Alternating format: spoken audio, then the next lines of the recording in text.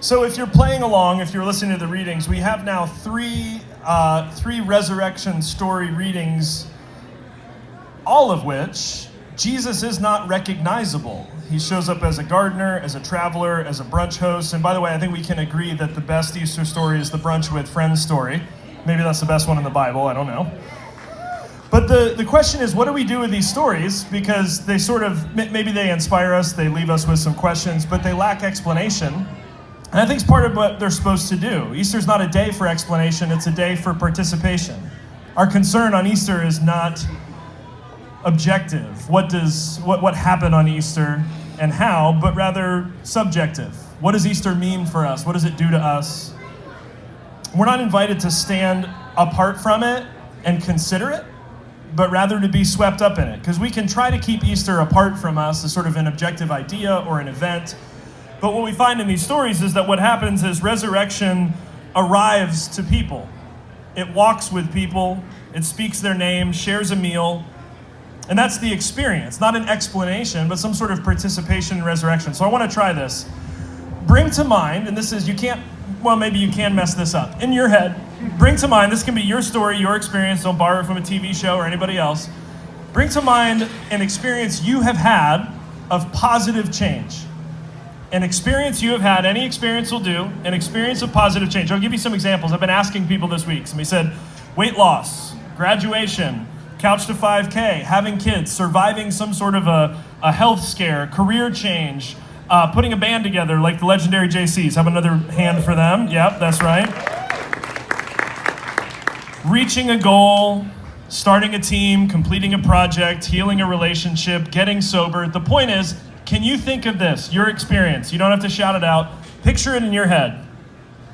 You got it. That's it. That's your experience. Now, for how many of you was that positive change easy? Okay, me either. For how many of you, are you the same exact person on the other side of that positive change that you were when you started? Getting some nods, no? Good, me either.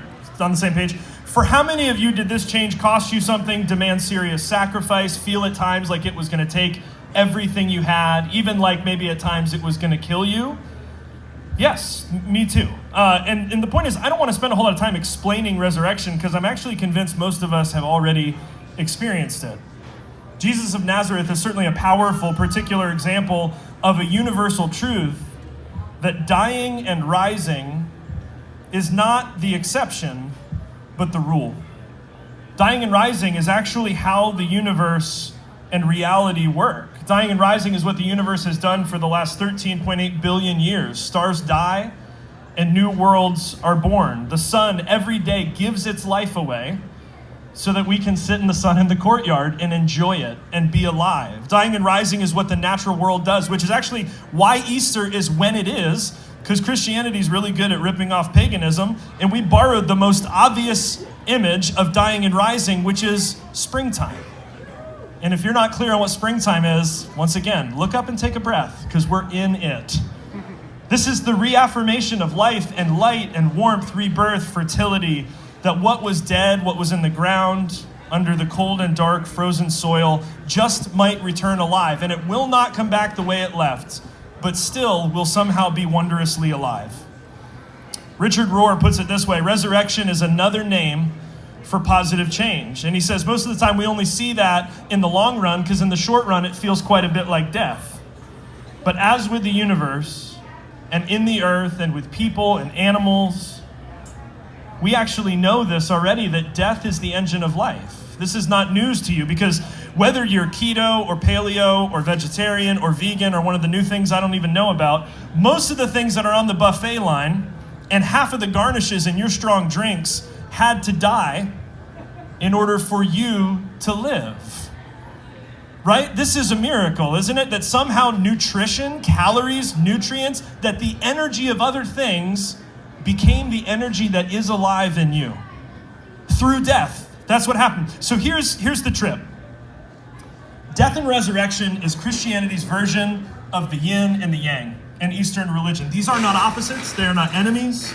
This is not a cosmic battle between light and dark, good and evil, life and death. Rather, this is the image of the balance of life and death, in and through which, in that balance, we get to experience the oneness of all that is. It all takes place in the balance of life and death. That's where all change takes place. That's where dying and rising takes place, and we can choose to practice that kind of positive change. And so bring your example back to the forefront of your mind for just a minute, and you'll realize that very often it actually is the death, the loss, the struggle, the pain, the adversity, that pushes us to adapt. And maybe adapt is just another word for dying and rising. And especially when we bring this from the universal back to the particularity of your life, when we stop talking about our objective beliefs about resurrection, and instead we start to examine what is our experience of resurrection. You don't need to be religious. You don't have to use the word resurrection because, like we said, this is another name for positive change. And you don't even have to use the word Christianity because this is another name for this way of life that tries to practice positive change on purpose, to practice dying and rising with some intention. And listen, I'll be the first to admit, for some of us, this is now huge numbers of people in the world who identify no religious affiliation or used to go to church and now they want nothing to do with religion.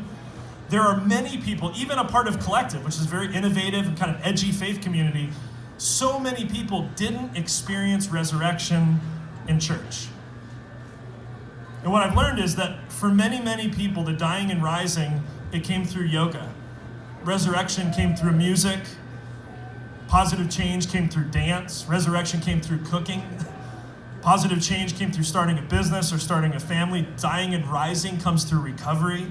Resurrection through parenting, running, CrossFit, walking in nature, sitting silently on the beach, meditation. The point is, whatever your prayer, practice, ritual, sacrament, as irreligious as you think it is, the question is, does it let you move with the dying and rising rhythms of what is, of reality, of this universe? And when it comes to you, this positive change that is true of the universe, of stars and worlds, that is true of nature, of seeds and soil and seasons, is actually true as well of the evolution of yourself, of who you are.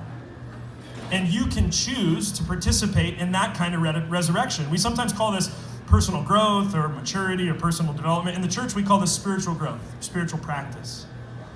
The point is, who you are is always dying and rising into who you're becoming. And what the Jesus story illustrates so powerfully is that far more than the supposed magic trick of reanimating cadavers, the life and teachings of Jesus, the healer, the mystic, the friend, the political activist, what it shows us is that when we do this on purpose, die to ourselves, hold our lives loosely, surrender the things that we're attached to, when we let go of our pride and let go of our ego, and we sink into humility and self-giving love, if we can unsee that which separates us from others, that which separates us from all things, we might actually experience the God we know best by the name of love. And if we could, we might rise into such beautiful creatures that some people would say of us, that's a miracle. And like in each of these resurrection stories, even those who know us the best might not recognize us. And perhaps like Jesus, as we live this life of resurrection, we'll be drawn not to preach about it, not to found new religions on it, not to draw legalistic boundaries around it or require beliefs about it, but instead we'll be drawn to share meals with beloved friends, with strangers, so that we can practice the dying and rising that makes us most alive. Cynthia Bourgeault, a modern mystic, she says it like this: in the common understanding, Christianity has tended to view the resurrection as Jesus' triumph over physical death. But for Christians in the wisdom tradition, its meaning lies in something far deeper than merely resuscitating a corpse. Jesus' real purpose in this was to wager his own life against his core conviction that love is stronger than death, and that the laying down of self, which is the essence of this love, leads not to death, but to life. Let me say that again for the people in the back. Jesus' real purpose in this was to wager his own life against his core conviction that love is stronger than death. And that the laying down of self, which is the essence of this love, leads not to death, but to life. And the most beautiful part of how this universal resurrection becomes particular to you and I is that it is experienced most deeply in community. when we, as the body of faith, the community, like Jesus on the road, walk together and talk together and share meals with one another, when we set Eucharistic tables that evoke not just the memory, but the rehearsal of what matters most, when Jesus leaves with his disciples right before he dies, this command I give you, love one another. Love one another. And for what I'm told, he didn't stutter. Love one another. When we empower each other to do the good work we're already doing, when we ask each other great questions like, who are you, even though we already know, when we forgive one another, heal one another, ask for, give, and receive of our love for each other, this is how Jesus practices resurrection. He never once tries to explain it or defend it. He never once tries to codify it or creedalize it, confine it to a theology or an orthodoxy. He says to his friends, I was dead. I am alive. Let's have brunch. He doesn't tell his followers to martyr themselves and join him in some glorious afterlife, because his assumption is that they can, and they are, and they should experience this resurrection right now in the lives they're already living. Because what if the spirit that raised Jesus from the dead is the same spirit that has been raising the universe to life for 13.8 billion years? What if it's the same spirit that has been raising winter to spring every year for as long as we've had the words to wonder? What if it's the same spirit that can use brunch and a band and a community of belonging to raise even we who live from death to life? If we're to take these resurrection stories seriously, this is how we're invited to follow Jesus' example of resurrection done right. Here it is. Refill your beverage. Pick your plate clean. Grab some dessert if there's any left. And let's practice resurrection around these tables. Not what you believe about it, but how inspired, how excited, how creative can we get when it comes to how we practice resurrection as a community? This is where Easter work gets done. This is where the story becomes alive again in us and through us. Amen. Happy Easter.